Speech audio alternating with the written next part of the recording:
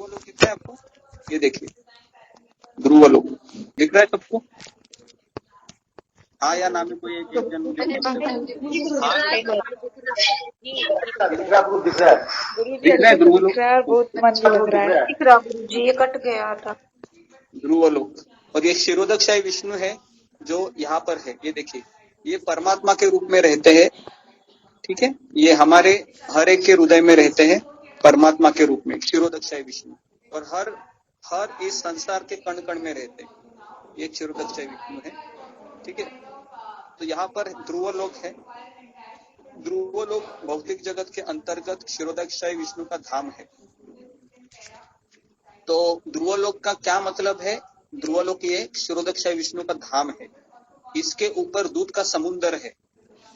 क्षीर का अर्थ क्या है? कौन बताएगा मुझे? क्षीर का अर्थ है दूध, दूध है ना, दूध।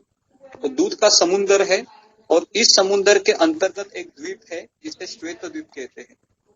और क्षीरोदकशाही विष्णु परमात्मा के रूप में सबके हृदय में तथा प्रत्येक परमाणु में विराजमान है। तो ये है परमात्मा। हाँ? परमात्मा कैसे दिखते हैं? तो ऐसे दिखते हैं, दिख रहा है आपको? चार हाथ वाले परमात्मा ये ऐसे दिखते हैं, ठीक है। अभी परमात्मा हमारे अंदर रहते हैं गुरुजी? हाँ, हमारे अंदर ये रहते परमात्मा, ये वाले हमारे अंदर है। और गुरुजी आपने तो बोला वो क्षीरोदकशाही विष्णु भी रहते हैं ना? क्षीरोदकशाही विष्णु ही रहते हैं, लेकिन इनका स्वरूप इस तरीके से जब वो रहते हैं तो इनका स्वरूप ऐसे हो जाता है। ये वही व्यक्ति है, एक ही व्यक्ति है, लेकिन स्वरूप अलग है। क्योंकि इनके साथ यहाँ पर लक्ष्मी जी भी दिख रहे हैं आपको। लक्ष्मी जी भी है ना साथ में, दिख रहे हैं? हाँ, यहाँ पर लक्ष्मी नहीं है, समझ में आ रहा है? परमात्मा केवल भगवान ही है, ठीक है। अभी मुझे बताइए, ये ब्रह्मांड है ना, ये पूरा ब्रह्मांड दिख रहा है। ये सात लेयर से ढका हुआ है। पहला क्या है? पहला है पृथ्वी। दूसरा क्या है? जल। तीसरा क्या है? अग्नि। चौथा है वायु। पांचवा है आकाश। छठा है मिथ्या अहंकार और सातवां है महत तत्व। अब ये महत तत्व क्या है?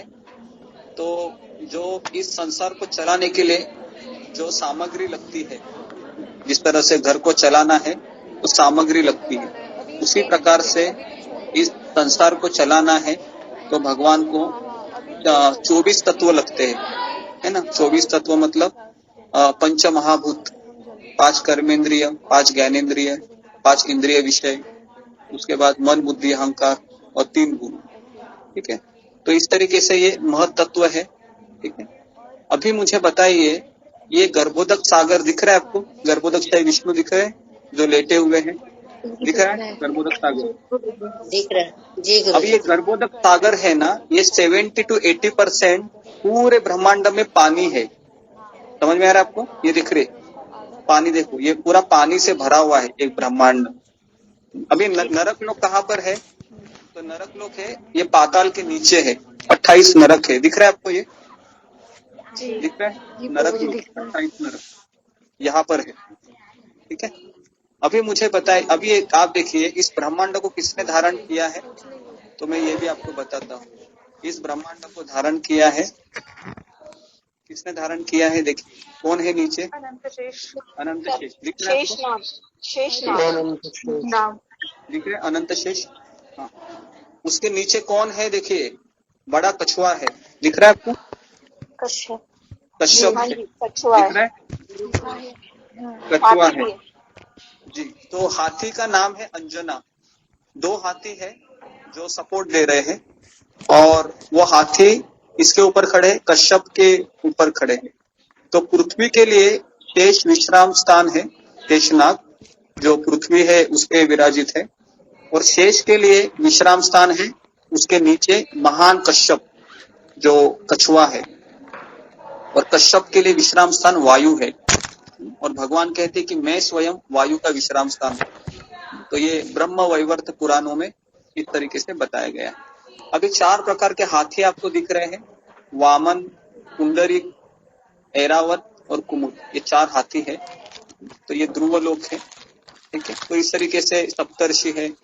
ये जो शनि, राहु, केतु, सुना है आपने? राहु केतु हमारे जब हम ये राहु केतु गुरुजी से ऐरावत हाथी को समुद्र मंथन से निकला था।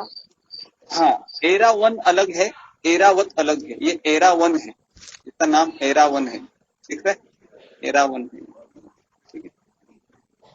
तो ठीक है, अभी ये अगर आप ये देखोगे ना ऊपर से तो ऐसा दिखता है ये ब्रह्मांड।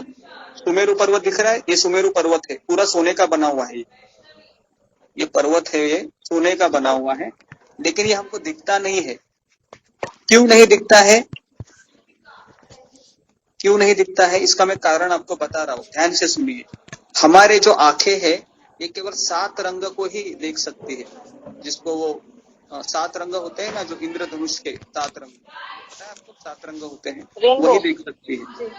इसके अलावा और कोई दूसरा रंग हम नहीं देख सकते हैं। तो इसके लिए यह आंखों की भी लिमिटेशन है।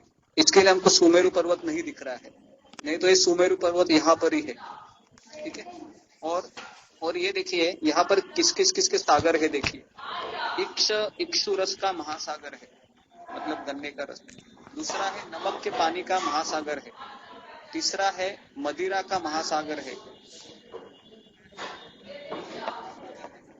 पांचवा है दूध का महासागर है। छठा है दही का महासागर है। सातवां स्वादिष्ट जल है, उसका महासागर है। उसके बाद ये है सुवर्ण भूमि। उसके नीचे जो पूरा ये जो भूमि है जो आपको दिख रहा है, ये गोल्डन कलर का, ये पूरा सोने का बना हुआ है। उसके नीचे ये आलोक वर्ष है, ठीक है।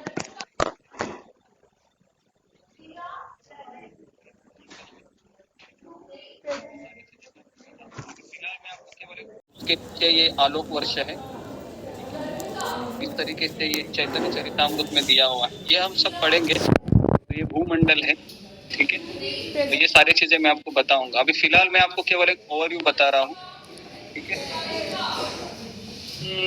ओके, मुझे ऐसा लगता है, हाँ ठीक है, ठीक है। तो अभी हम आगे बढ़ते हैं। यहाँ से जाते हैं हम गोलोक वृंदावन, ठीक है। मैं चाहता हूँ आप में से कोई एक जन इसको पढ़ो। ये मैं पढ़ूं? पहले, हाँ एक जन पढ़िए। जिन्होंने गोलोक नामक अपने सर्वोपरि धाम में रहते हुए उसके नीचे स्थित क्रमशः वैकुंठ लोक, हरिधाम, महेश लोक तथा देवी लोक नामक विभिन्न धामों के विभिन्न स्वामियों को यथा योग्य अधिकार प्रदान किया है, उन आदि पुरुष भगवान गोविंद का मैं भजन करता हूँ। तात्पर्य, गोलोक धाम सबसे ऊपर स्थित है। ब्रह्मा जी गोलोक तब देखते हुए अन्य धामों का वर्णन अपने धाम के सापेक्ष में कर रहे हैं। क्रम में पहले 14 लोकों जैसे सत्यलोक आदि से बना यह भौतिक जगत है, देवी धाम कहा जाता है। देवी धाम के ऊपर शिव धाम है, जिसका महाकाल धाम नामक एक भाग अंधकार में से ढका हुआ है। एक मिनट देखिए, ये देखो, ये मैं आपको दिखा देता हूँ, पढ़ते हैं। दिख रहा है आपको महाकाल धाम, ये वाली बात कर रहे हैं, ठीक है। महाकाल धाम, और ये है, ये देखिए, ये देवी धाम है, दिख रहा है, मैं जूम कर रहा हूँ, देखो देवी धाम नीचे, ठीक है। ये महेश धाम है उसके ऊपर, और इसके नीचे ऊपर है हरिधाम, वैकुंठ लोक, ऐसे। और चौथा है गोलोक वृंदावन। ऐसे 4 में ये। महेश धाम क्या गुरुजी? हाँ, महेश धाम क्या है? महेश मतलब शिव जी का धाम है। शिव जी, ये शिव जी है ना इधर, ये देखिए शंभू का, ये शंभू का धाम है, ये कैलाश। महेश धाम और महाकाल धाम अलग अलग हुआ, ये एक ही हुआ क्या?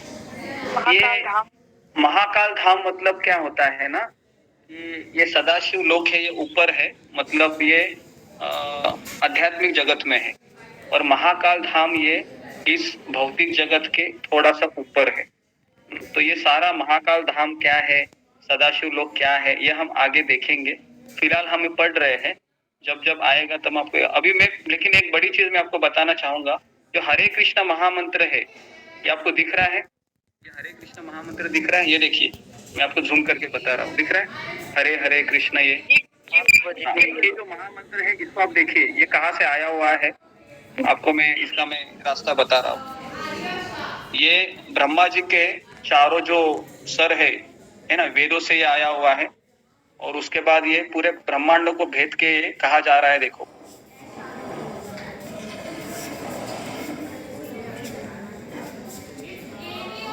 ये वैकुंठ से फिर देखिए, ये वैकुंठ लोक से फिर जाके ये हरे कृष्ण महामंत्र है। ये कहाँ से आ रहा है? देखिए, ये आ रहा है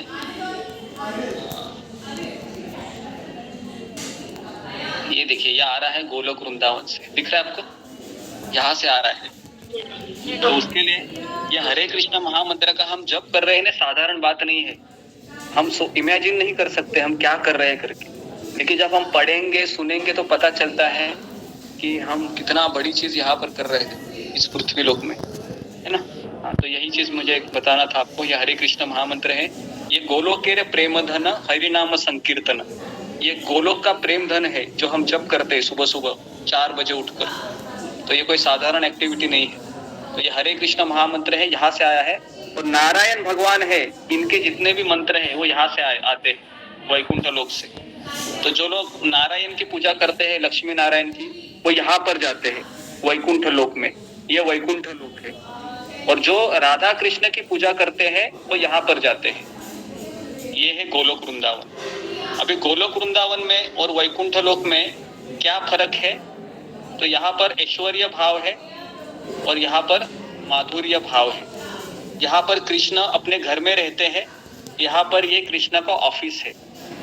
तो ऑफिस में रहने से अच्छा है हम क्यों ना कृष्ण के घर में उनके साथ रहेंगे। क्या लगता है आपको, कहाँ पर रहना चाहिए?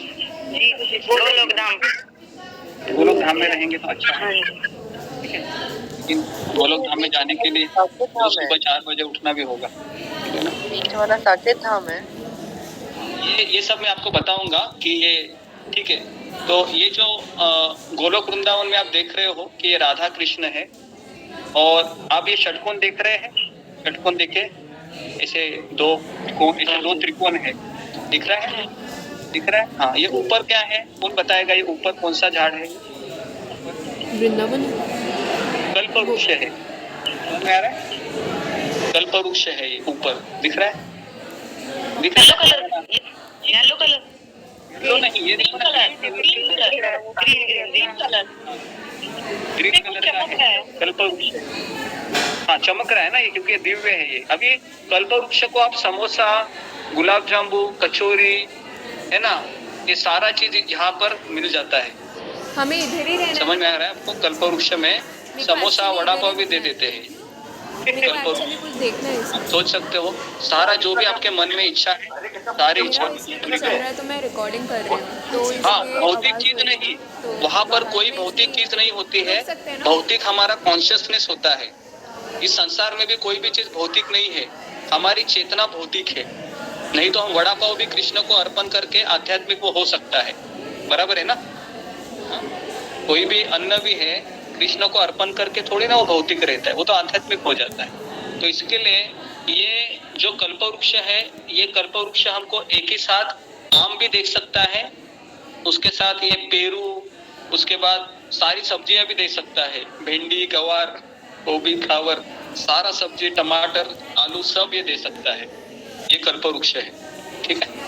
अभी ये जो अंदर है एक मंत्र लिखा हुआ है, मंत्र है कृष्णाय गोविंदाय गोपीजन वल्लभाय स्वाहा। दिख रहा है आपको ये मंत्र? मैं पढ़ रहा हूँ, कृष्णाय गोविंदाय गोपीजन वल्लभाय स्वाहा, है ना। तो ये मंत्र से ये गोलोक वृंदावन का ये सेंटर हाउस। अभी इसमें देखिए चैतन्य महाप्रभु दिख रहे हैं आपको? ये देखिए यहाँ पर दिख रहे हैं चैतन्य महाप्रभु है ना। और यहाँ पर है ये वृंदावन है, मतलब अपना ये वाला वृंदावन, राधा कृष्ण वाला वृंदावन है। और ये है नवदीप मायापुर है, जो हम अभी चैतन्य महाप्रभु की जो पूजा करते हैं, ये है। तो गोलोक वृंदावन ये 2 भागों में डिवाइड है। एक है नवदीप मायापुर और दूसरा है वृंदावन धाम। तो एक बार किसी भक्त ने प्रश्न पूछा था कि अगर मैं कृष्ण से भी आकर्षित हूँ और मैं चैतन्य महाप्रभु से भी आकर्षित हूँ, तो मैं कहाँ पर जाऊंगा सेवा करने के लिए? तो लोकनाथ स्वामी महाराज को ये प्रश्न पूछा था। तो लोकनाथ स्वामी महाराज ने कहा कि हम वहां पर दो भागों में दो शरीर हमारे निर्माण होंगे, एक शरीर मेरा यहाँ पर जाएगा वृंदावन धाम में और दूसरा शरीर मेरा यहाँ पर जाएगा चैतन्य महाप्रभु की लीला में। समझ में आ रहा है आपको? तो हम दोनों की भी पूजा हमको करनी चाहिए। इसके लिए हम पहला महामंत्र बोलते हैं। महामंत्र के पहले हम जय श्री कृष्ण चैतन्य प्रभु नित्यानंद श्री अद्वैत गदाधर श्रीवासादि गौर भक्त, तो ये पहले हम बोलते हैं। ये हो गया हमारा सेंटर हाउस, ठीक है, राधा और कृष्ण। अभी इनको कौन सर्व करते हैं? तो अष्ट सखिया है, सुदेवी, ललिता, विशाखा, सुचित्रा, इंदुलेखा, चंपकलता, रंग देवी और तुंग विद्या और सुदेवी। तो ये अष्ट सखिया है। ये अष्ट सखिया है, ये राधा कृष्ण को असिस्ट करते हैं, राधा रानी को असिस्ट करती है, राधा रानी को ये मदद करती है। अष्ट सखिया समझ में आ रहा है आपको? ये अष्ट सखियों के नाम मैंने जो लिखे, और जो मायापुर में जो राधा माधव के साथ जो खड़े हैं, है ना, चार ये साइड चार ये साइड, ये सारी अष्ट सखिया है। हाँ? और अभी मैं आपको सबसे बड़ी बात बता रहा हूँ, तो ध्यान से सुनिए। हम जिसका शास्त्रों का अध्ययन कर रहे हैं, रूप गोस्वामी, ये रूप गोस्वामी यहाँ पर है, ये देखिए, ये दिख रहे रूप मंजरी, ये दिख रहे रूप, ये रूप गोस्वामी है, ये रूप मंजरी है, ये रति मंजरी है, ये रघुनाथ दास गोस्वामी है, षड गोस्वामी में से। लवंग मंजरी सनातन गोस्वामी है। उसके बाद ये मंजू लीला है, ये कृष्णदास कविराज गोस्वामी है जो चैतन्य चरितामृत लिखे। उसके बाद ये राग मंजरी है ना, ये गोपाल भट्ट गोस्वामी है, ये सारे गोस्वामी है। उसके बाद कस्तूरी मंजरी, उसके बाद गुण मंजरी है ना, भक्ति विनोद ठाकुर, विलास मंजरी। तो ये सारे मंजरिया है। ये मंजरिया होती है 8 से 9 साल की लड़कियां होती है। ये मंजरिया होती है, ये 8 से 9 साल की लड़कियां होती है। ये मंजरिया है, ये अष्ट सखी को मदद करती है राधा रानी की सेवा में, जो कि कृष्ण की सेवा में लगे हुई है। एक चीज आप यहाँ पर समझ लीजिए, हमें डायरेक्ट कृष्ण के साथ लीला करने के लिए नहीं जाना है। हमें दास दास दास दासानुदास भावना से ही यहाँ पर रहना है। क्योंकि यहाँ पर आप देखिए, हर एक मंजरी है वह राधा रानी के पास नहीं जा रही है, डायरेक्ट कृष्ण के पास नहीं जा रही है। ये हर मंजरी है, ये ललिता सखी को या सुदेवी को या विशाखा सखी को ये मदद कर रही है। समझ में आ रहा है आपको इस चीज को? इस चीज को नोट कीजिए। समझ में आ रहा है? हरे कृष्ण। आ रहा है ना? ये क्या मैं बताना जो आप मंजरी बता रहे हैं, रूप है गोस्वामी और सनातन गोस्वामी, ये इस्कॉन के जो मतलब वो हुए हैं जो मोक्ष प्राप्त करके वहां गए, उनका मंजरी है क्या?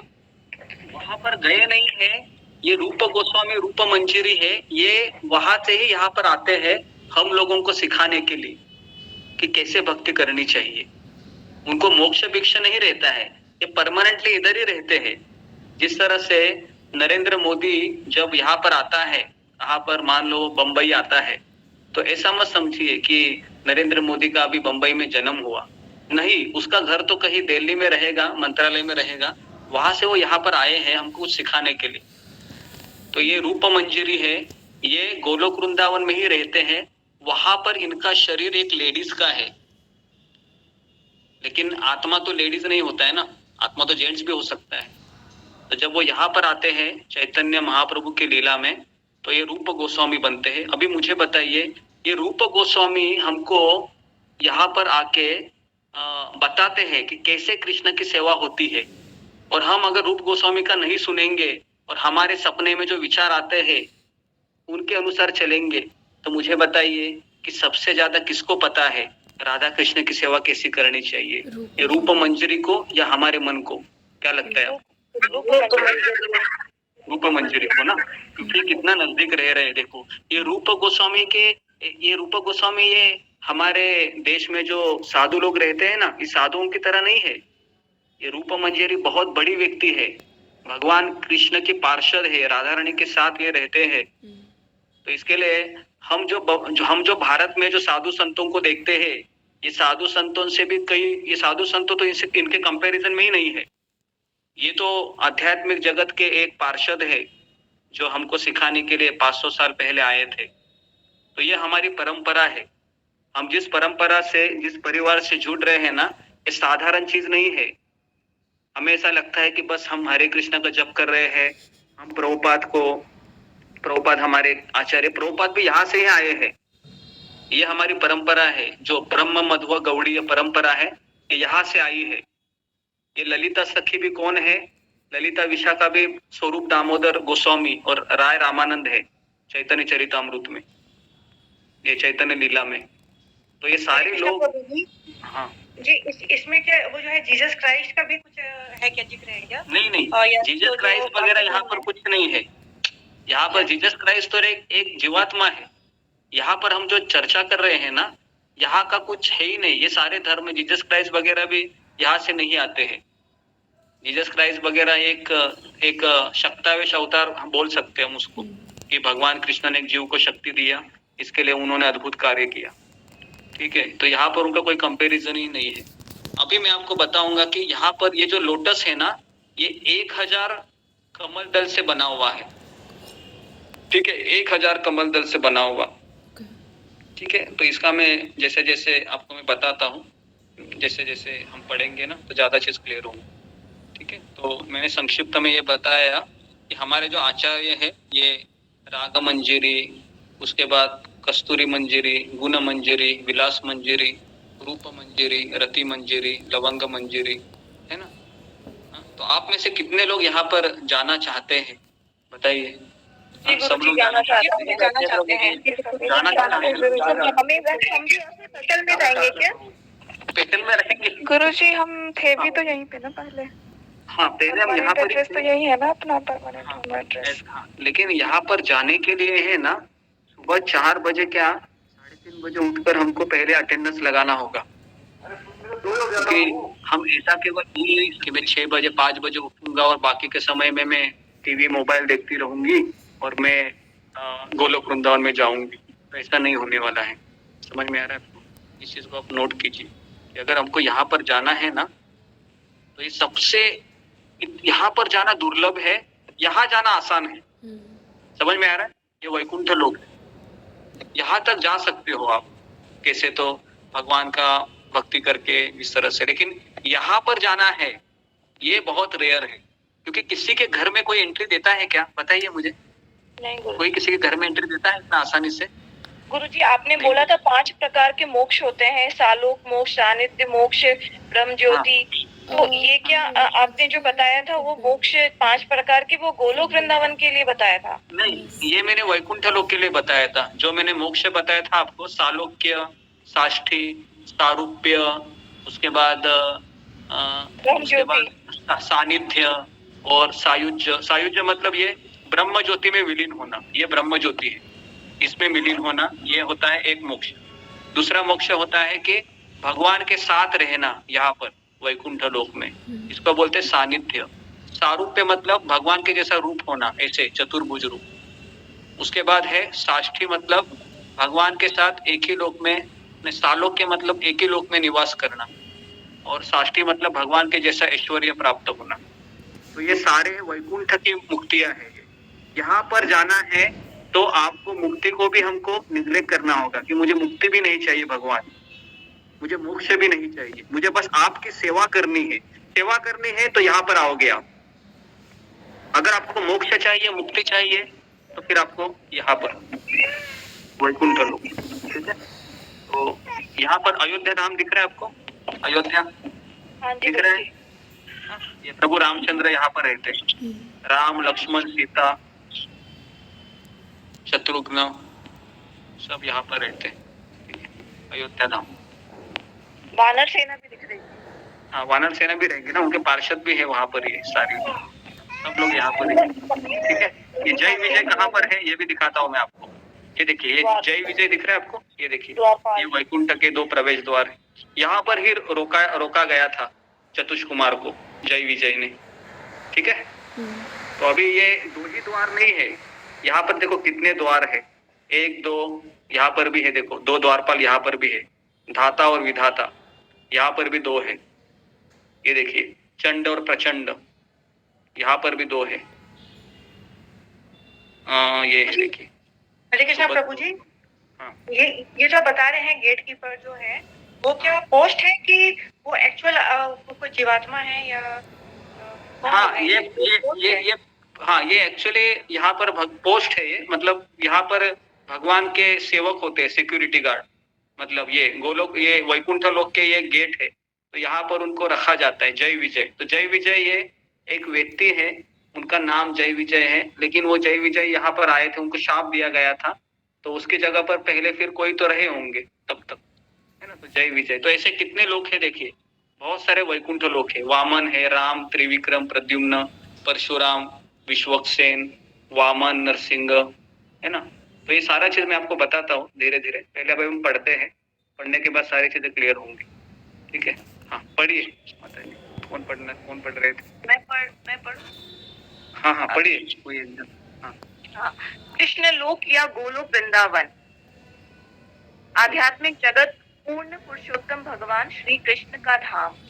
ब्रह्म संहिता दूसरे श्लोक की दिव्य लीलाओं हेतु प्रयुक्त आध्यात्मिक धाम का वर्णन किया गया है। कृष्ण का गोकुल नामक सर्वोत्कृष्ट धाम सहस्र पंखुड़ी वाले कमल के सदृश है, जिसके बीच में उनके अनंत पक्ष के एक अंश से खिले कमल के समान कर्णिका ही श्री कृष्ण का वास्तविक निवास स्थान है। हाँ एक मिनट, ये वाला कर्णिका है ना, ये वाला जो येलो कलर में दिख रहा है आपको, येलो कलर में, और उसके थोड़े बगल में देखो छोटे छोटे ये है फूलों का, ये है, इसको कर्णिका कहते हैं। गेहूं के दानों जैसे जो है वो। हाँ, ये दाने का साइज भी बढ़ता है। तो यहाँ पर मैं आपको दिख रहा हूँ 5 रस दिखा रहा हूँ। पहला माधुर्य रस है, उसके बाद यशोदा मैया दिख रहे हैं आपको, ये नेक्स्ट पेटल में ये वात्सल्य रस है, दिख रहे हैं। यशोदा मैया यहाँ पर रहते हैं, दिख रहा है। उसके बाद है साख्य रस। साख्य रस मतलब भगवान के मित्र, ये देखिए सारे ये भगवान के मित्र इधर है, साख्य रस। उसके बाद है दास्य रस, और उसके बाद शांत रस। शांत रस में क्या होता है, फ्लूइड वगैरह होता है, फ्लूइड। उसके बाद भगवान का फ्लूइड बनना। उसके बाद ये गाय है, दिख रहे हैं, ये गाय है, ये शांत रस है। गुरुजी जब द्वापर युग में आए थे श्री कृष्ण, तो वो अपने सब पार्षदों को लेके आए थे। जी, अपने पार्षदों को सब लेके आए थे द्वापर युग में। सब भगवान यहाँ से ही आ जाते हैं, गोलोक वृंदावन से। तो इस तरीके से ये भगवान का धाम है ये। तो ये भगवान का धाम बहुत बड़ा है। कितना बड़ा है, तो ये 75% है ये सारा चीज, और ये 25%, ये 25% ही है। गुरुजी को कलयुग में कल के अवतार में जब आएंगे प्रभु, तो क्या तब भी अपने पार्षदों के साथ रहेंगे? नहीं, भगवान के सारे अवतार है वो यहाँ से आते हैं। मोस्टली भगवान कृष्ण ही यहाँ से आते हैं, बाकी के सारे अवतार है ये यहाँ से आते हैं, क्षीरोदक्षाई विष्णु से आते हैं। ये दिख रहा है, यहाँ से सारे अवतार प्रकट होते हैं, क्षीरोदक्षाई विष्णु से ही सारे भगवान यहाँ से आते हैं, वैकुंठ लोक से, यहाँ से, लेकिन वो इनके थ्रू प्रकट होते हैं, क्षीरोदक्षाई विष्णु, ये इनके मेन मैनेजर है। तो इसके लिए हम देखते हैं जब भी संकट आता है तो ब्रह्मा जी कहाँ पर जाते हैं, क्षीरोदक सागर में जाते हैं। सुना है ना आपने, जब वो पृथ्वी माता है, जब गाय का रूप लेके आती है ब्रह्मा जी के पास, कहती कि रावण के अत्याचार से मैं बहुत अभी कष्ट में हूँ, तो मेरे ऊपर कृपा कीजिए। तो सारे ब्रह्मा जी और देवी देवता क्षीरोदक्षाई सागर के पास जाते हैं। तो ये यहाँ पर है। तो यहाँ पर फिर वो पुरुष सुक्त प्रार्थना से भगवान को वो ये करते हैं, गाते हैं वो सारी प्रार्थना। फिर भगवान है वह ब्रह्मा जी के मन में मैसेज देते हैं कि मैं आऊंगा करके, और फिर ये भगवान क्षीरोदक्षाई विष्णु के माध्यम से राम है, नरसिंह भगवान है, उसके बाद वामन रूप है, परशुराम है, ये सारे अवतार यहाँ से प्रकट होते हैं। ठीक है, तो ये सारा चीज आएगा तब बताऊंगा अभी, ठीक है। हाँ पढ़िए ब्रह्म संहिता 5.3। ब्रह्म संहिता। नित्य धाम गोकुल की कर्णिका ही श्री कृष्ण का षष्ठी कोणीय धाम है। उसकी पंखुड़ियां जो कृष्ण के प्रति परम प्रेम समर्पित तथा उनकी अंश। गुरुजी आपने हिलाया, कहाँ चला गया? नहीं, ब्रह्म संहिता ये सेकंड वाला पढ़ो, उस हाँ, चिन्मय अच्छा सेकंड वाला, ओके ओके। उस चिन्मय कमल की कर्णी के क्षेत्र में ही कृष्ण निवास करते हैं। वह षष्ठ कोणमय आकृति वही है जिसमें परम तत्व की प्रकृति एवं पुरुष अधिष्ठित है। सारी शक्तियों के चिन्मय स्रोत के रूप में स्व ज्योतिर्मय कृष्ण हीरे की कीलक के रूप में खड़े हैं। 18 चिन्मय अक्षरों वाला पवित्र नाम मंत्र 6 अंगों वाले षष्ठ कोणीय आकार अभिव्यक्त है। जो अभी हमने दिखाया था आपको वो ओम गोविंदाय, वो जो मंत्र है ना, उसका ये वाला मंत्र ओम कृष्णाय गोविंदाय गोपीजन वल्लभाय स्वाहा, ये षटकोण है, तो उसी के बारे में बता रहे हैं। हाँ, ये एक्चुअली हम जो लोग राधा कृष्ण की पूजा करते हैं ना घर में, तो उनको क्या करना है, उनको जो गोपीजन पाउडर होता है, चंदन पाउडर, उनसे एक बर्तन में ये सब बनाना होता है। हम जब मंदिर में जब पूजा करते हैं राधा कृष्ण की, तो हमें उनके लिए एक आसन बनाना होता है।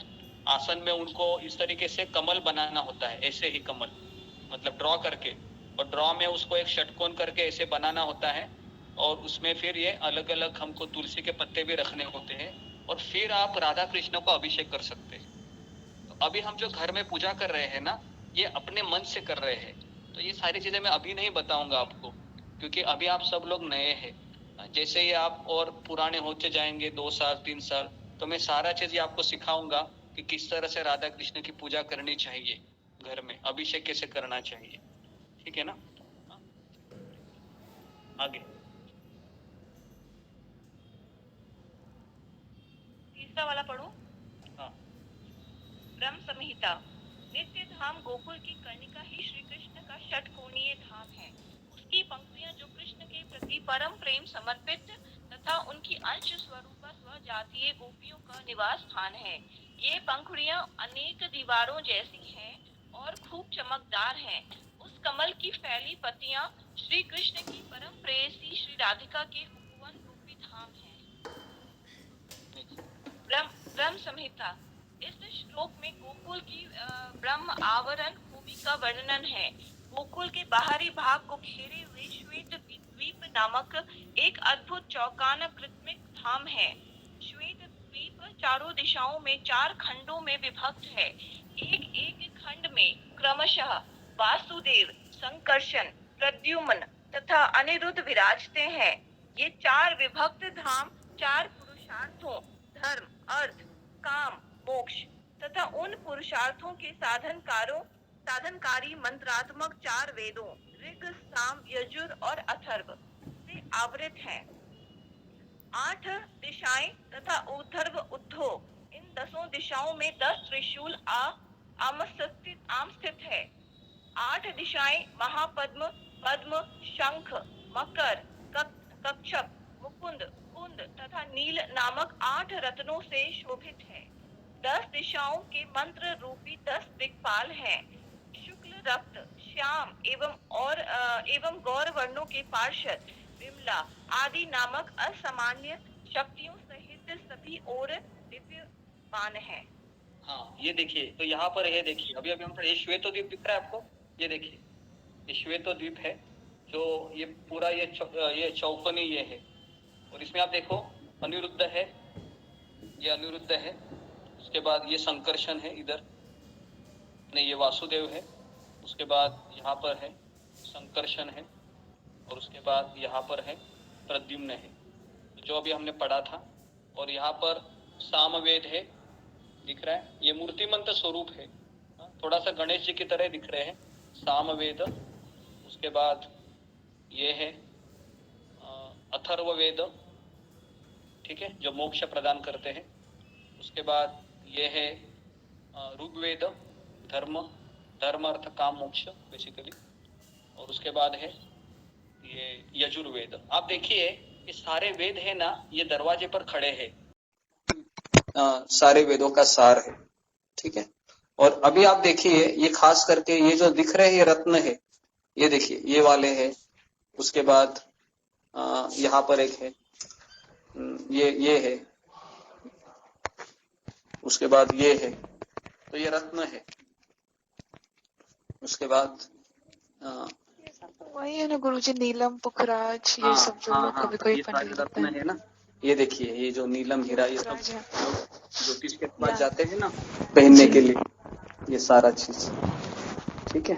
तो कहने का मतलब है हम लोग भगवान कृष्ण की आराधना कर रहे हैं, तो हमें तो ये सब चीज पहनने की जरूरत नहीं है ना। नहीं नहीं नहीं, हमको ये पहनना नहीं चाहिए।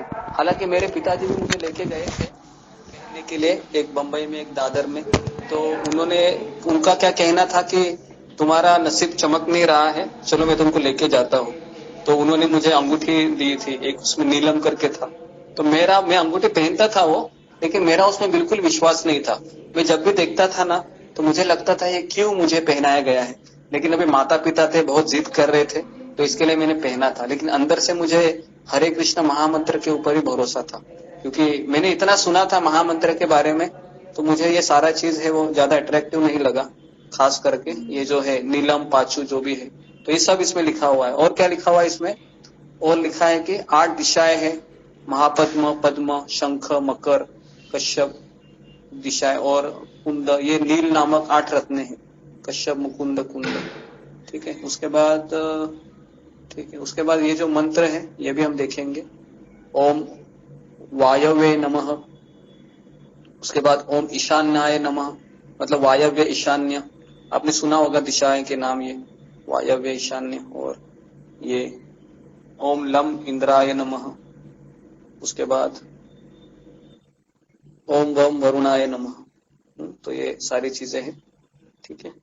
तो अभी हम और नीचे देखते हैं। अभी गोलोक के 5 विभाजन है, ठीक है, गोलोक वृंदावन के 5 विभाजन है, पढ़िए इसको नीचे। जी गुरुजी। गोलोक कृष्ण लोक के विभाजन: द्वारका, मथुरा, गोकुल, जगन्नाथपुरी, नवद्वीप। उस आध्यात्मिक आकाश के सर्वोच्च भाग में कृष्ण लोक नामक आध्यात्मिक लोक है। इसके 3 विभाग हैं, द्वारका, मथुरा तथा गोकुल। बृहद भागवतामृत। किंतु कृपया मुझसे यह निर्देश सुनिए, भगवान का दिव्य पवित्र धाम श्री पुरुषोत्तम क्षेत्र, जिसका आपने पहले पृथ्वी पर भ्रमण किया था, यहाँ द्वारका से ज्यादा दूर नहीं है। वहाँ सुभद्रा और बलराम के संग भगवान पुरुषोत्तम उन्हीं क्रीड़ाओं का आनंद लेते हैं जिनका वे गोवर्धन में, वृंदावन के जंगल में और यमुना के तीरों पर अभिनय करते हैं। इसलिए चैतन्य लीला के व्यासा अवतार श्री ठाकुर वृंदावन ने नवद्वीप नाम का वर्णन श्वेत द्वीप नाम से किया है। इसी श्वेत द्वीप में गोकुल लीलाओं के चरम अंश नित्य नवद्वीप लीलाओं के रूप में रहते हैं।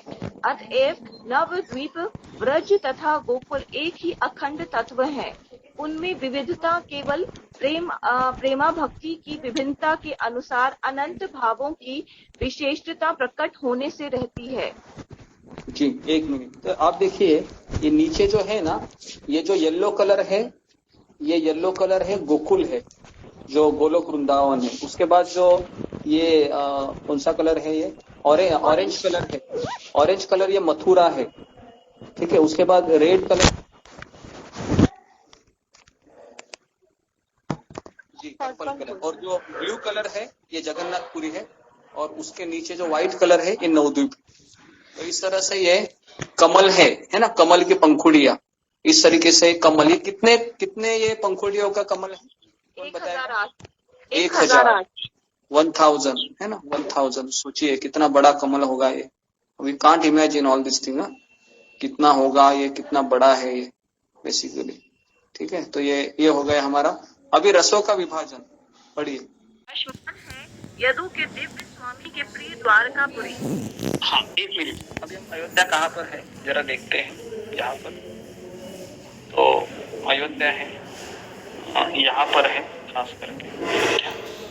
ठीक है, ये मुझे लगता है ये गोलोक वृंदावन के बिल्कुल नीचे है और वैकुंठ लोक के मिडल में है। ठीक है, अब ये देखिए मथुरा है, दिख रहा है आपको? ये मथुरा, जगन्नाथपुरी और द्वारका दिख रहा है? मथुरा, जगन्नाथपुरी और द्वारका। तो अभी आप जगन्नाथपुरी में रह रहे हैं कोई भक्त लोग, है ना? तो वो लोग एक्चुअली वो साधारण लोग नहीं है, ठीक है, धाम में रह रहे हैं। जैसे हमारे कुछ भक्त लोग रहते हैं उड़ीसा में, पुरी में है ना? तो जगन्नाथपुरी का इतना इतिहास बताया है कि जगन्नाथपुरी में कोई मांस भी खाता है ना तो भी उसको पाप नहीं लगता है। लेकिन हम जब जाते हैं यात्रा के लिए तो महाराज, हमारे गुरु महाराज हमेशा बताते हैं कि जो हमने गुरु को वचन दिया है उसी के अनुसार हमको चलना है। भले ही उस जगह का कुछ अलग ही आख्यायिका हो सकती है, लेकिन हमें हमारा जो परंपरा है उसके अनुसार ही चलना है। तो जगन्नाथपुरी है, उसके बाद मथुरा है, ये द्वारका है, ये सब गोलोक वृंदावन के सबसे बाहर का है, मतलब अंदर ही है। ठीक है, उसके बाद गुरुजी ये मथुरा, वृंदावन, ये सब जो भगवान है उन्होंने भारत में ही क्यों ऐसे शहर का नाम दिया? क्योंकि भारत के अलावा पृथ्वी पे तो और भी बहुत जगह शहर है, भारत को ही चूज किया?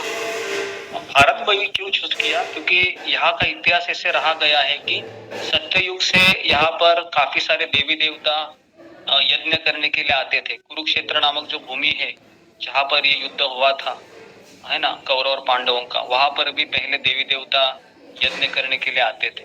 तो इसके लिए भारत भूमि पवित्र भूमि है, तो इसके लिए भगवान ने इसी भूमि को चुना है। और हम यहाँ पर रह रहे हैं तो चैतन्य महाप्रभु कहते हैं भारत भ्रमिते होइर मनुष्य जन्म यार, जन्म सार्थक करी कर पर उपकार। तो जिसका भारत वर्ष में जन्म हुआ है ये कोई साधारण व्यक्ति नहीं है। समझ में आ रहा है? ये कोई साधारण व्यक्ति नहीं है। तो उसके लिए हमें हमेशा सोचना चाहिए कि मुझे भारत में जन्म मिला है तो मैं बहुत भाग्यशाली हूँ कि मैं पिछले जन्म में कुछ कार्य किए होंगे। और हमें अभी देखिए एक तरीके से पता चलेगा कि गोलोक वृंदावन के अंदर क्या क्या है। तो अभी ये सेमिनार है, ये मैं 2 से 3 दिन में ही मैं खत्म करूंगा, क्योंकि ओवरव्यू में दे रहा हूँ आपको। और जब हम हमारे जितने भी भक्ति विषय ग्रंथ पढ़ के होंगे फिर हम उसके अंदर जाएंगे। जब हम बृहद भागवतामृत करके किताब है ना, अभी हम जिससे पढ़ रहे हैं ना, ये बृहद भागवतामृत, उसके बाद अभी लघु भागवतामृत, इसमें ये सब लिखा हुआ है हमारे आचार्यों ने। ठीक है, अभी ये पढ़िए वैकुंठ लोक वेद द्वारा प्रकट हुआ है। इस नदी के दूर तट पर आध्यात्मिक व्याम में है शाश्वत अविनाशी अनंत आध्यात्मिक जगत, जो संपूर्ण ब्रह्मांड की 3/4 भाग है, जो शुद्ध सत्व से बना हुआ है, इसका कभी क्षय नहीं होता। यह ब्रह्मांड संपूर्ण ब्रह्मांड का लोक है। यह अनंत कोटि सूर्य और अग्नि की भांति तेजवान है। यह कभी नष्ट नहीं होता। यह पूर्ण ज्ञान से समाविष्ट है। यह विशाल है। यह काल के प्रलय से अस्पृश्य है। यह परिमय है। यह वृद्धावस्था से मुक्त है। यह नित्य आध्यात्मिक सत्य है। यह जागृतता, निद्रा और गहरी निद्रा जैसी भौतिक अवस्थाओं से परे है। यह सुवर्णमय तेज से युक्त है। यह मोक्ष का धाम है। यह आध्यात्मिक आनंद प्रदान करता है। इसके समान या उच्च कोई नहीं है।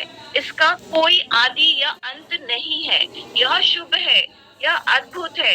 यह रम्य, नित्य और आनंद का सागर है। ये भगवान विष्णु के परम धाम के गुण हैं। भगवान हरि का यह धाम सूर्य या चंद्र अथवा विद्युत से प्रकाशित नहीं होता। जो इस धाम को प्राप्त करता है वह कर सकता।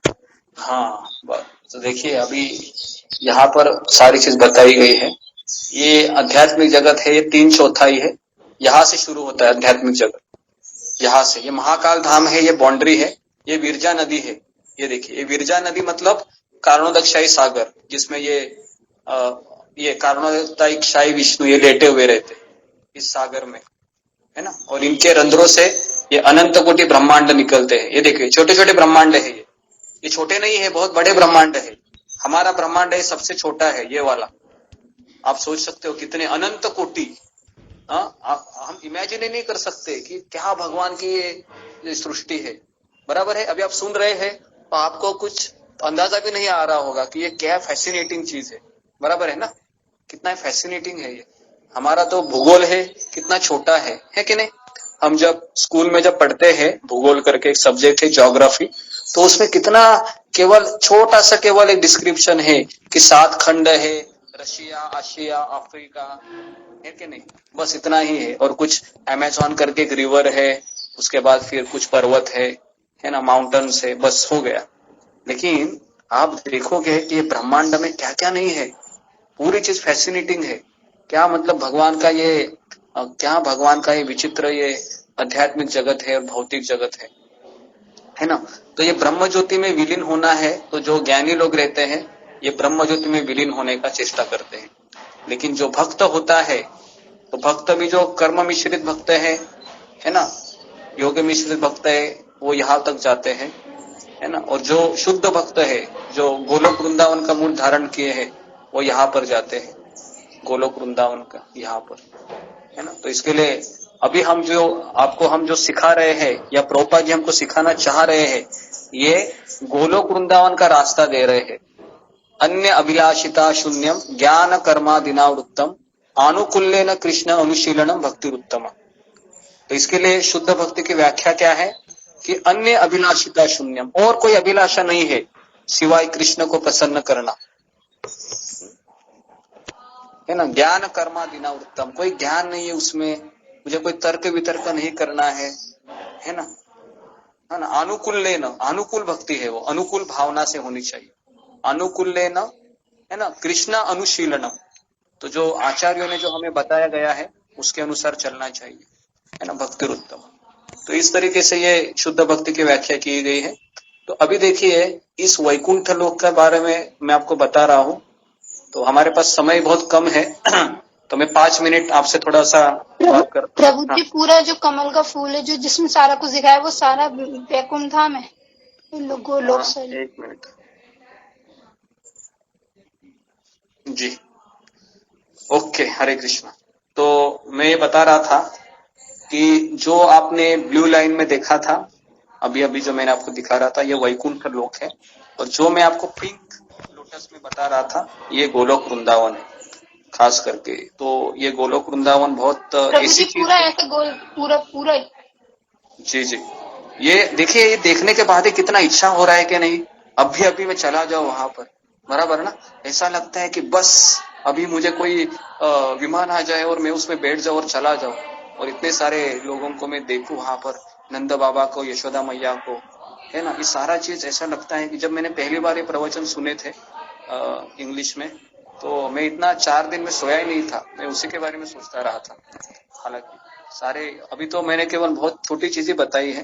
तो जैसे जैसे हम नीचे आएंगे इस आध्यात्मिक जगत के नीचे ये वैकुंठ लोक है। ये वैकुंठ लोक भी ये अनंत कोटि है। जो केशव है, माधव है, मुकुंद है, परशुराम है, इवन पार्थ सारथी एक लोक है जहाँ पर कौरव और पांडव दोनों एक साथ रहते हैं। वहां पर दुर्योधन भी है, युधिष्ठिर भी है, सारे लोग हैं वैकुंठ लोक में। जो पार्थ सारथी लोक है ना, वहां पर क्या होता है ना, कौरव और पांडव दोनों एक साथ आते हैं, ऐसे हाथ में गदा लेके, तलवार लेके, लेकिन दोनों वहां पर युद्ध नहीं करते हैं, दोनों वहां पर कृष्ण कथा करते हैं। कौरव और पांडव, समझ में आ रहा है, ये दोनों कृष्ण कथा करते हैं। दुर्योधन भी कृष्ण कथा करता है वहां पर, समझ में आ रहा है। गुरुजी, ये सारे यहाँ पे लीला करने आए थे दुर्योधन और ये सब लीला था। हाँ जी, ये भगवान की लीला के लिए यहाँ पर आते हैं बेसिकली। लेकिन जो मुक्त जीव है दुर्योधन के रूप में वो वहां पर रहते हैं, लेकिन लीला के पाठ के लिए भगवान है वो कोई चूज करते हैं। जैसे मंथरा है, कैकई है ना, शकुनी है, ये सारे लोग हम कंस है। ऐसा दिखने में ऐसा दिखता है कि ये लोग है ये, लेकिन कंस है ये हमसे भी भाग्यशाली था एक तरीके से। बराबर है। ये तो जय विजय का तो तीसरा जन्म था। जी। तो रावण है, कुंभकर्ण है, तो एक्चुअली भगवान के परिकर है जो उनकी लीला में आते हैं। तो बेसिकली इसके लिए मैं आपको बता रहा हूँ, जब भगवान की लीला होती है ना, तो लीला में हमको रिलीज करना चाहिए, उसका आस्वादन करना चाहिए। हमें ये नहीं सोचना चाहिए कि अरे ये कौन है, रावण है ये। ठीक है, हमको लेसन लेना चाहिए कि रावण के जैसा बिहेव नहीं करना चाहिए, लेकिन हमें ये सारे जो लोग हैं, खास करके कृष्ण की लीला में जो भाग लेते हैं, ये साधारण जीव नहीं रहते हैं। ठीक है, तो ये स्पेशल जीवात्मा भगवान उसको सिलेक्ट करते हैं। और जो लोगों को भगवान ने मारा है अपने हाथों से, तो सारे लोगों को सारुज्य मुक्ति मिलती है। मतलब सारे असुरों को ब्रह्म ज्योति में विलीन होने की ही मुक्ति मिलती है। कोई केवल पूतना ही है जो गोलोक वृंदावन में गई थी वैकुंठ लोक में, और अगासुर करके है, उनको एक सालोक्य ऐसी कुछ मुक्ति मिली थी। नहीं तो जितने भी असुरों को कृष्ण ने मारा है वृंदावन में, सबको सायुज्य मुक्ति ही मिली है। सायुज्य मुक्ति मतलब ब्रह्म ज्योति में विलीन होते हैं। ठीक है, तो इस तरीके से भगवान जिनको भी मारते हैं अपने हाथ से, उसका भी उद्धार होता है। ठीक है, तो इसके लिए एक भक्त होता है, वह मुक्ति के पीछे नहीं भागता। हम भक्ति रसामृत सिंधु में पढ़े हैं कि शुद्ध भक्ति की व्याख्या क्या है, कि शुद्ध भक्त मुक्ति भी नहीं चाहता है। मुक्ति का अर्थ क्या है, कि मुझे परेशानियों से भी छुटकारा नहीं चाहिए। समझ में आ रहा है? अभी हमारा जीवन परेशान है, तो उसके लिए हम कृष्ण को क्या कहते हैं, कृष्ण परेशानी दूर करो, परेशानी दूर करो, बहुत ज्यादा हो रहा है। इसका मतलब क्या है, कि हम मुक्ति के अभिलाषी है अभी भी। समझ में आ रहा है? हमको मुक्त होना है। लेकिन भगवान देखो, जितने भी वृंदावन के परिकर है, चाहे यशोदा मैया है, राधा रानी है, या जितने भी कृष्ण के मित्र है, अगर आप लीला पढ़ोगे ना, तो सभी लोग हमेशा चिंतित रहते हैं। क्योंकि अगर आप वृंदावन की लीला पढ़ोगे तो इवन यशोदा मैया भी फेंटेड हो जाती है, बेहोश हो जाती है, जब वो कृष्ण को देखती है कि कालिया के बाहों में ये आ गया है, अभी कालिया इसको मार देगा कभी भी, है ना। तो कितना परेशान होती है यशोदा मैया। तो इस तरीके से ये वृंदावन का मूड है बेसिकली। तो यहाँ पर हम रुकते हैं बेसिकली। किसी को कुछ पूछना है? 5 मिनट है हमें। तो आपका कैसा लगा ये सूत्र? ज्ञान हुआ, बहुत अच्छा। क्या भाव होना चाहिए फिर? हाँ, तो मैं वही बता रहा हूँ कि हाँ, क्या भाव होना चाहिए? हाँ, तो अभी देखिए, अब इतना सारा चीज अभी आपने भी देखा, और आपको भी ऐसा लग रहा होगा कि अभी तक मैंने वैकुंठ लोक सुना था, बराबर है, वैकुंठ होता है और गोलोक वृंदावन होता है, लेकिन आज मैंने देख लिया कि किस तरह से रहता है। द्वारका कहाँ पर है, मथुरा कहाँ है, जगन्नाथपुरी कहाँ है, नवदीप धाम कहाँ है, अयोध्या कहाँ है। तो कितना फैसिनेटिंग है कि यहाँ पर जन्म नहीं है, मृत्यु नहीं है, बुढ़ापा नहीं है, बीमारी नहीं है ना। रोज हमको किचन में काम नहीं करना होगा, रोज हमको दफ्तर नहीं जाना होगा, रोज हमको डॉक्टर के पास नहीं जाना होगा। कितना अच्छा लगता है ना, डॉक्टर के पास ही नहीं जाना है, लेकिन मैं हमेशा जवान रहूंगा वहां पर। कि वहां पर है ना, हमारा आयु बढ़ता नहीं है। अगर आप 5 साल के हैं ना, तो 5 साल के ही रहेंगे। अगर आप 15 साल के हैं ही रहेंगे। आपका वहां पर दिन रात होती है, लेकिन आयु नहीं बढ़ता है। समझ में आ रहा है आपको? आयु आपका वही रहेगा। जो मंजरिया है 8 से 9 साल की, वो उतनी ही होती है। जो गोपियां है 15 से 16 साल की, उतनी ही होती है। जो यशोदा मैया है उतने साल की, उतनी ही होती है। तो ये बेसिकली गोलोक वृंदावन है, तो जहाँ पर जन्म मृत्यु बुढ़ापा बीमारी नहीं है। तो इसके लिए अगर हमको वहां पर जाना है, तो आपको रोज सुबह 3:30 बजे उठकर, है ना, 4 बजे आपको किसी भी हालत में उठकर ये हरे कृष्ण मंत्र का जप करना होगा, क्योंकि यही एकमात्र रास्ता है, और कोई रास्ता नहीं। और दूसरा है गुरु के प्रति समर्पण दिखाना होगा, क्योंकि हमारे जितने भी आचार्य है, रूप गोस्वामी, सनातन गोस्वामी, इन्होंने आप किया। उसके लिए जो हमारी परंपरा है ये साधारण नहीं। हम ऐसे परिवार के हिस्सा बनने जा रहे हैं जो अद्भुत है, जो ब्रह्म मध्व गौड़ीय संप्रदाय, ये हमारा जो परंपरा है, तो ये हमारा परिवार है। कोई साधारण परिवार नहीं है, लेकिन जब हम इसकी महत्ता को जानते हैं ना, तो फिर हम हमारा जीवन को समर्पित करने की भावना रखते हैं। ये सारा चीज पता चलने के बाद लगता है ना कि कुछ भी हो जाए मैं करूंगी, मैं करूंगा, बराबर के नहीं। जब हम इतना सुनने के बाद ये पता चला ना कि भगवान को हम ऐसे ही भोग लगाना कोई भारी बात नहीं है। मतलब जो हमें मिलने जा रहा है, बराबर भारी चीज नहीं है, कोई भारी चीज नहीं। अगर मैं गोलोक वृंदावन में एंट्री मिल रही है मुझे, केवल मुझे 30 साल 40 साल मेरे बचे हैं, 20 साल बचे, 10 साल बचे, क्यों ना मैं पूरा अपना एनर्जी लगा दूं, जो भी तकलीफ आएंगी, दुख आएंगे, उसको तो मैं थोड़ा सा देखूंगा, थोड़ा सा उसको समय दूंगे, उसको मैं ज्यादा उसके ऊपर सोचूंगा, क्योंकि मुझे जो मिलने जा रहा है अनबिलीवेबल है। मुझे वापस किसी माँ के पेट में नहीं जाना है, मुझे डायरेक्ट भगवान के धाम जाना है। सब फैसिनेटिंग है ये सारी चीजें। तो उसके लिए मैं कह रहा हूँ कि इसको गंभीरता से लीजिए, नहीं तो ये चांस हम मिस कर देंगे और फिर वापस हमको माँ के पेट में जाना होगा, तो वापस फिर वो सारा ABCD सब फिर चालू होगा। उसके लिए हमको गुरु जी, इसीलिए भगवान को जब भोग लगाते हैं तो पहले प्रभुपाद को और फिर अष्ट सखियों को, फिर उसके बाद राधिका को, इसीलिए क्योंकि दिखाया ऐसे है उसमें ना, गोलोक में दिखाया ऐसे कि भगवान तो बिल्कुल बीच में है, उनको वहां तक तो भोग नहीं जा सकता, हम डायरेक्ट देते हैं जब। जी, बेसिकली हमें दासानुदास भाव रखना चाहिए। अगर आप देखोगे वहां पर तो अष्ट सखिया भी डायरेक्ट कृष्ण के पास नहीं जा रही है, और मैं यहाँ पर घर में बैठकर कृष्ण की सेवा में करने में लगी। ये क्या है ये? अरे पहले आप देखो जरा गोलोक वृंदावन में क्या सिस्टम है, वैकुंठ लोक में क्या सिस्टम है। वहां पर तो हम लोग उनके नीचे, उनके ऊपर जो है मंजीरिया है, मंजीरिया के ऊपर अष्ट सखी है, अष्ट सखी के ऊपर राधा रानी है, राधा रानी कृष्ण की सेवा में लगी है। तो इसके लिए हम सभी लोग है ना, हमारे गुरु को असिस्ट करने में लगे हैं। प्रभुपाद जी को हम असिस्ट कर रहे हैं। हमें क्या राधा रानी के पास नहीं जाना है, हमें तो दासानुदास भाव रखना है। हमें उतना ही आनंद आएगा जितना हमको राधा रानी को कृष्ण की सेवा करने में आनंद आता है या अष्ट सखियों को आनंद आता है। ठीक है, तो इसके लिए हमें इतना उसको सोचना नहीं चाहिए, हमको दासानुदास भाव रखना चाहिए। ठीक है, तो मैं यहाँ पर रुकता हूँ। ठीक है, तो कल हम वापस और 2 सेशन होंगे मुझे ऐसा लगता है, तो 3 सेशन में हम इसको कवर करेंगे, और उसके बाद फिर हम भागवतम, या फिर हम सोच रहे कि षड गोस्वामियों का चरित्र है वो भी बताना रह गया है, तो देखते हैं कि अगले 2 दिन में हम इसके कोई क्वेश्चन होंगे क्या गुरु जी, क्वेश्चन या फिर कुछ और? मैं इसके ऑप्शन देता हूँ आपको। बेटर है आप क्वेश्चन अगर इसको लिखेंगे ना तो आपको भी समझ में आएगा कि ये क्या है।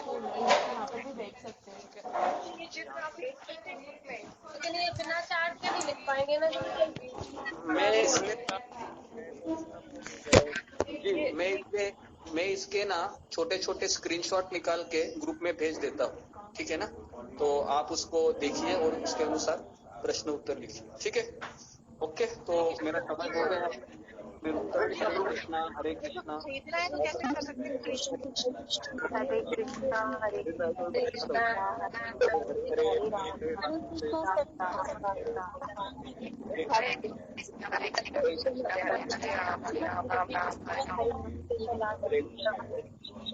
कृष्णा यशोदा माता हरे कृष्णा सभी भक्तों को दंडवत प्रणाम।